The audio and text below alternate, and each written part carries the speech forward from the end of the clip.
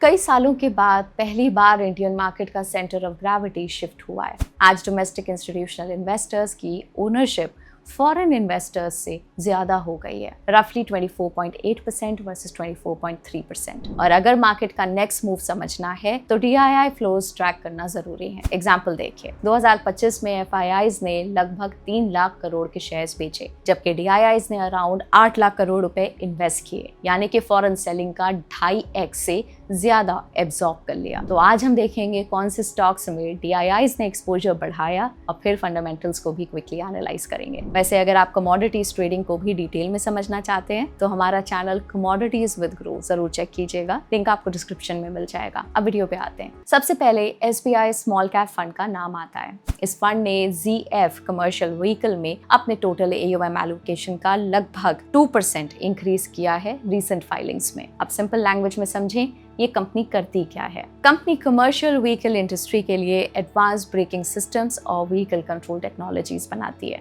इसका business pure B2B model पे चलता है, यानी कि ये अपने प्रोडक्ट्स डायरेक्टली व्हीकल मैन्युफैक्चरर्स या OEMs को सेल करती है। OEMs मतलब टाटा मोटर्स, अशोक लेलैंड, महिंद्रा जैसे कुछ बड़े नाम। कुछ एडवांस कंपोनेंट्स जैसे कि एयर ब्रेक सिस्टम्स में कंपनी का नियर मोनोपोली पोजीशन भी है डोमेस्टिक मार्केट में। ऑफिशियली ZF कमर्शियल एक ही सेगमेंट ऑटोमोटिव कंपोनेंट्स में रिपोर्ट करती है, लेकिन प्रैक्टिकली इसका बिजनेस 3 पिलर्स पे चलता है। पहला OEM कंपोनेंट्स, इनका कोर बिजनेस। यहाँ company air brakes, anti lock braking systems बनाती है जो डायरेक्टली OEMs को सप्लाई होते हैं। ये सेगमेंट लगभग 75% रेवेन्यू जनरेट करता है। फिर है आफ्टर मार्केट और R&D सर्विसेज। इसमें जेन्युइन स्पेयर पार्ट्स, अपग्रेड्स और R&D सपोर्ट आता है, कंट्रीब्यूटिंग बाकी का 26% रेवेन्यू। अब कंपनी का स्केल समझिए। इंडस्ट्री पर्सपेक्टिव से देखें तो इंडिया का auto component sector 6.7 lakh CR का है एंड ग्लोबली भी एयर ब्रेक मार्केट लगभग 57,000 CR का एस्टिमेटेड है और 9% CAGR से ग्रो करने का प्रोजेक्शन है। इसके कंपैरिजन में रेवेन्यू फाइनेंशियल ईयर 25 में 3800 CR तक था, लेकिन एयर ब्रेक सिस्टम्स में 80 से 85% तक मार्केट शेयर होल्ड करता है। लेकिन एक इंपॉर्टेंट पॉइंट याद रखना यहाँ पे जरूरी ये है, ऐसी इंडस्ट्री में कंपनी की डिमांड लार्जली OEMs जैसे कि टाटा मोटर्स और अशोक लेलैंड के व्हीकल सेल्स पे डिपेंड करती है, इसलिए बिजनेस साइक्लिकल है। जैसे फाइनेंशियल ईयर 25 में कमर्शियल व्हीकल इंडस्ट्री लगभग 5.4% डिक्लाइन भी देख चुकी है, जिससे रेवेन्यू ग्रोथ धीरे होती दिखी। अब अगर फाइनेंशियल्स देखें, कंपनी ने लास्ट 3 साल में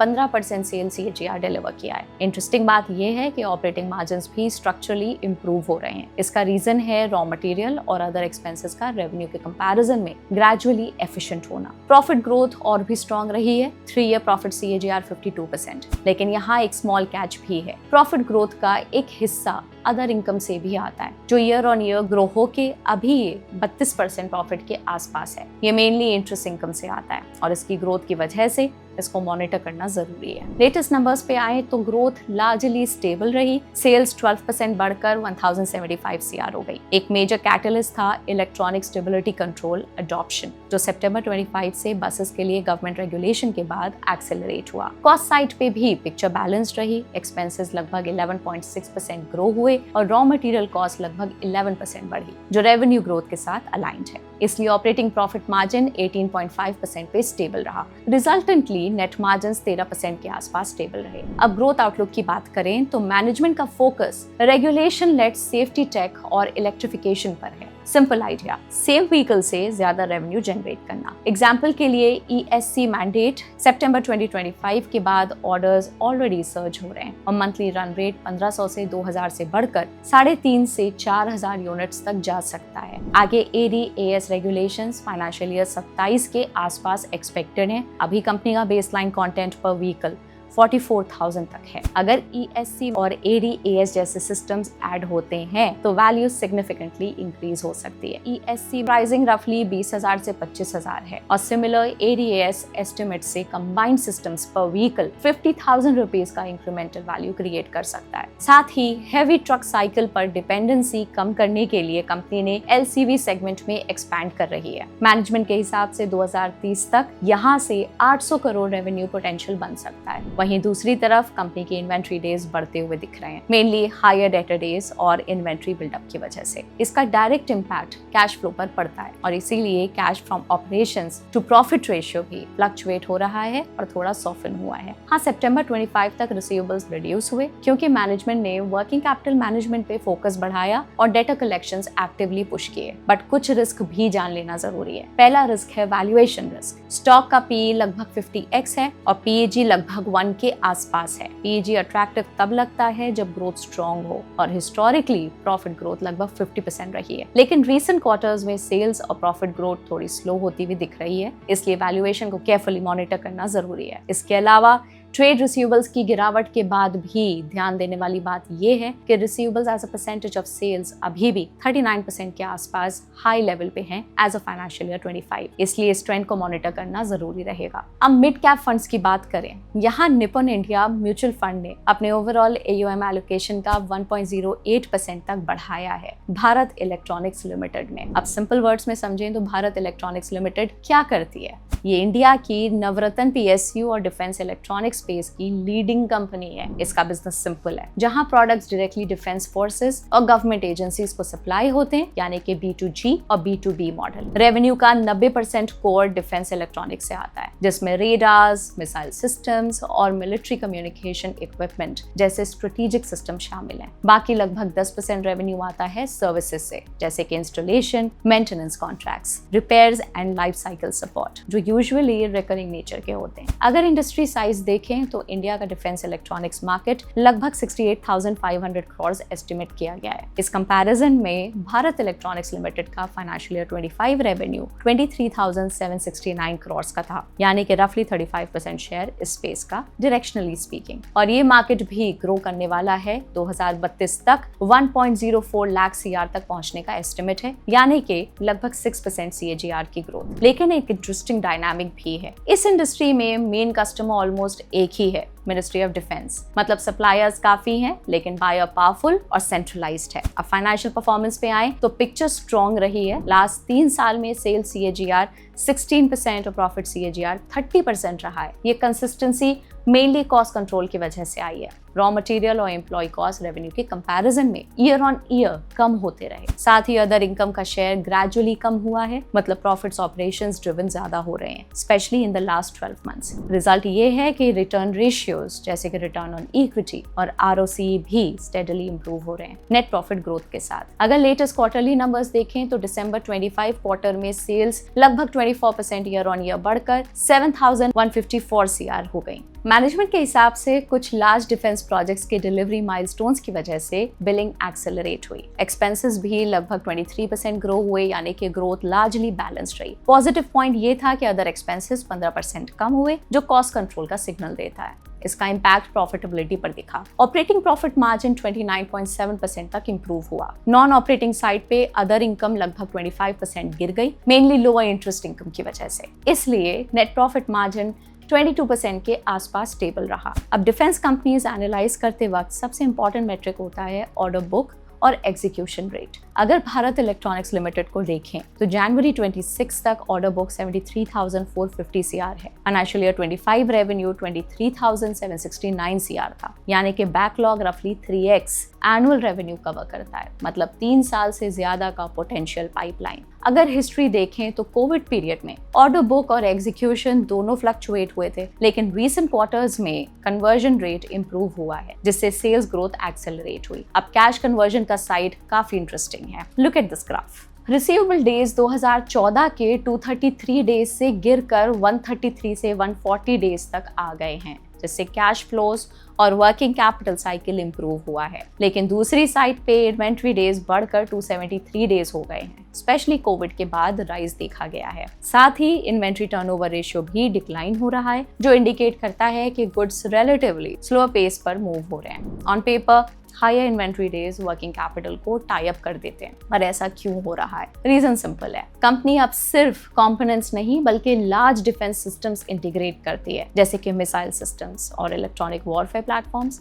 जिनका प्रोडक्शन साइकिल काफी लंबा होता है। साथ ही डिफेंस इलेक्ट्रॉनिक्स में 20 से 30% कंपोनेंट्स इंपोर्टेड होते हैं, स्पेशली सेमीकंडक्टर्स। जियोपॉलिटिकल डिस्ट्रप्शंस की वजह से डिलेज अवॉइड करने के लिए कंपनी बफर इन्वेंट्री मेंटेन करती है। इसी वजह से इन्वेंट्री डेज थोड़े हाई दिखते हैं। ग्रोथ आउटलुक की बात करें तो मैनेजमेंट ने नियर टर्म में लगभग 15% रेवेन्यू ग्रोथ का गाइडेंस दिया है, जो फाइनेंशियल ईयर 25 में 17% तक था। इनफैक्ट अभी भारत इलेक्ट्रॉनिक्स लिमिटेड के पास टोटल रेवेन्यू का सिर्फ 3 से 4% एक्सपोर्ट से आता है। कंपनी का 90% बिजनेस इंडियन डिफेंस ऑर्डर्स पे डिपेंडेंट है, इसलिए मैनेजमेंट एक्सपोर्ट्स को लॉन्ग टर्म में 10% टर्नओवर तक ले जाना चाहता है। अगर TTM बेसिस पे देखें तो इसका मतलब है 2700+ करोड़ का stable export revenue stream create करना। इसके लिए कंपनी यूरोप के रीआर्ममेंट डिमांड को टारगेट कर रही है और फ्रेंडली नेशंस को डिफेंस इलेक्ट्रॉनिक्स, फ्यूजेस और C4I सॉल्यूशन सप्लाई कर रही है। लेकिन रिस्क को इग्नोर नहीं कर सकते। पहला, supply chain risk. Despite strong indigenisation, Bharat electronics limited के 20 से 30% कंपोनेंट्स इंपोर्टेड सेमीकंडक्टर्स पे डिपेंड करते हैं। इसका इम्पैक्ट Q1 में दिखा जब इजराइल ईरान टेंशंस की वजह से कंपोनेंट डिलीवरीज डिले हुई और 200 करोड़ का रेवेन्यू इम्पैक्ट आया, जिससे 10% के टारगेट 5% पे आ गए। Next, working capital pressure. Defence projects का प्रोडक्शन साइकिल काफी लॉन्ग होता है। साथ ही कंपनी सेमीकंडक्टर शॉर्टेजेस से बचने के लिए बफर इन्वेंट्री मेंटेन करती है। इसी वजह से इन्वेंट्री डेज स्ट्रक्चरली हाई रहते हैं। And lastly, valuation risk. Stock अभी रफली 53x PE पर ट्रेड कर रहा है, जबकि 5-year मीडियन 30x है। हाँ, इंडस्ट्री वैल्यूएशंस भी हाई हैं, लेकिन फिर भी वैल्यूएशन कंफर्ट थोड़ा लिमिटेड लग सकता है। और जब 3 साल से सेल्स ग्रोथ सिर्फ 16% हो तो इतना प्रीमियम वैल्यूएशन जस्टिफाई करना मुश्किल लग सकता है। अब फ्लेक्सी कैप फंड कैटेगरी पर आते हैं। यहाँ हीलियोस कैपिटल ने ICICI prudential asset management company में अपनी AUM एलोकेशन का 1.2% से बढ़ाया है। अब बिजनेस को सिंपल तरीके से समझते हैं। ICICI prudential AMC leading AMCs में से एक है। इसका मॉडल सिंपल है। कंपनी AUM यानी कि एसेट्स अंडर मैनेजमेंट पे मैनेजमेंट फीस चार्ज करके रिकरिंग इनकम जनरेट करती है, जैसे म्यूचुअल फंड्स वगैरह से। बिजनेस ब्रॉडली 3 वर्टिकल्स में डिवाइडेड है। पहला है mutual funds, of course equity और डेट म्यूचुअल फंड स्कीम्स। यही मेन बिजनेस है और 92% रेवेन्यू यहीं से आता है। साथ ही 90% plus SIP flows 5-year plus tenure के हैं, जो स्टेबल रिकरिंग रेवेन्यू क्रिएट करते हैं। दूसरा सेगमेंट है ऑल्टरनेटिव्स। इसमें private credit, real estate yield funds और लॉन्ग शॉर्ट स्ट्रैटेजीज जैसे प्रोडक्ट्स आते हैं। रेवेन्यू कंट्रीब्यूशन लगभग 7% एंड बाकी 1% है ऑफशोर एडवाइजरी। इंडस्ट्री पर्सपेक्टिव से देखें तो इंडिया का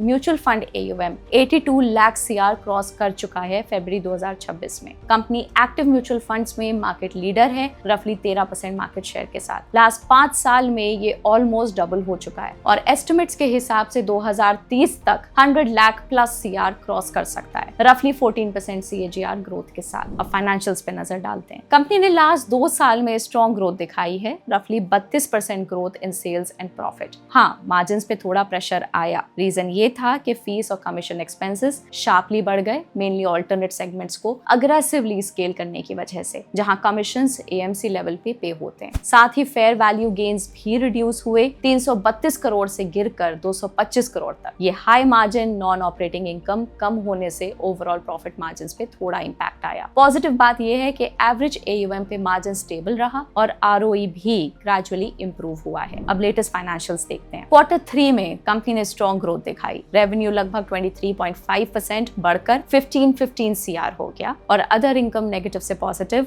109 CR हो गई, जिसकी वजह से टोटल इनकम 35% ग्रो हुई। ग्रोथ का मेन ड्राइवर था AUM एक्सपेंशन। कंपनी का म्यूचुअल फंड AUM 23% बढ़कर 10.77 ट्रिलियन रुपीस तक पहुंच गया। एक्सपेंस साइड काफी कंट्रोल रहा, सिर्फ लगभग 8.5% बढ़ा। रिजल्ट, ऑपरेटिंग प्रॉफिट 30% बढ़कर 1110 करोड़ हो गया और नेट प्रॉफिट 45% जंप करके 917 करोड़ तक पहुंच गया। ग्रोथ मोमेंटम भी स्ट्रॉन्ग दिख रहा है। दिसंबर 25 में मंथली SIP इनफ्लोज 5000 करोड़ तक पहुंच गए, 18.6% ईयर ऑन ईयर ग्रोथ के साथ। साथ ही यूनिक कस्टमर्स 16.2 मिलियन तक बढ़ गए, यानी कि 12% की जंप। लॉन्ग टर्म आउटलुक भी काफी इंटरेस्टिंग है। इंडिया का mutual fund AUM to GDP ratio सिर्फ 20% है, जबकि फ्रांस जैसी इकोनॉमी का नंबर 81% के आसपास है और US का 124% तक है। और इसी इंडस्ट्री में 14% CAGR ग्रोथ भी एक्सपेक्टेड है टिल 2030। इसका मतलब सिंपल है, ग्रोथ रनवे अभी काफी लंबा है, specially smaller cities B30 markets में,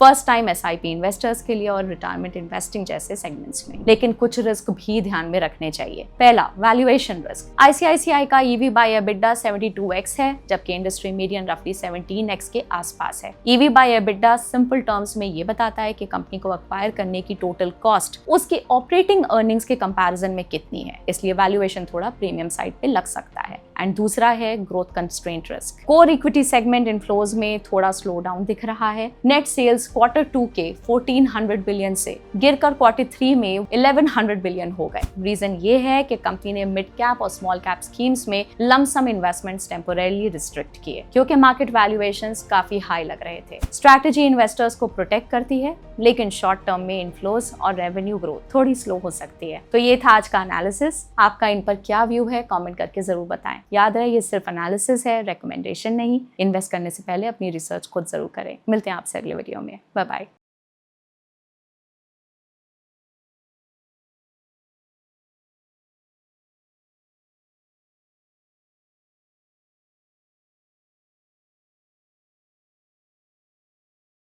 Investment in securities market are subject to market risks. Read all the related documents carefully before investing. Please read the risk disclosure documents carefully before investing in equity shares, derivatives, mutual fund, and or other instruments traded on the stock exchanges.